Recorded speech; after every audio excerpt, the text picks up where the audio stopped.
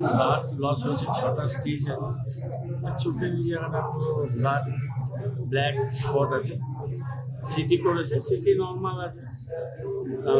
হলটা monitor করছে, হার্টের straining আছে। বিপিটা স্লাইটলি হাই ছিল, ওষুধ দিয়ে রেখেছে। ব্লাড প্রেশার ওষুধ খায়, ডায়াবেটিক পেশেন্ট, এসব তো সমস্যা আছে। কিন্তু অনেক ব্লিডিং হয়েছে, কিন্তু স্টেবল আছে, ভালো আছে,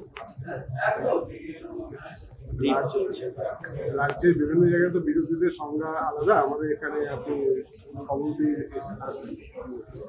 প্রথম কিছু না, মানুষ বহু বিরোধী সপক্ষ যাই এখানে কলকাতার বিভিন্ন জায়গায় ওষুধটা সিরিয়াস পার্সন। উনি একটু লেখালেখির কাজ করছিলেন, লেখালেখিটা প্রায় ওনার শেষের দিকে হয়ে গেছিল। লেখালেখি করতে করতে উনি তখন পড়ে যান, বাড়িতে চেয়ার থেকে পড়ে যান। পড়ে যাওয়ার পর মাথায় আঘাত লাগে, প্রচুর ব্লিডিং হয়। তারপর উনি বাড়ির লোককে খবর দেন এবং আমরাও খবর পাই, ছুটে আসি। আমরা প্রথমে বাসুর নার্সিংহোমে নিয়ে যাই, ডাক্তার বাসুর নার্সিংহোমে, এবং সেখানে গিয়ে ওনার একটা ওটি হয়।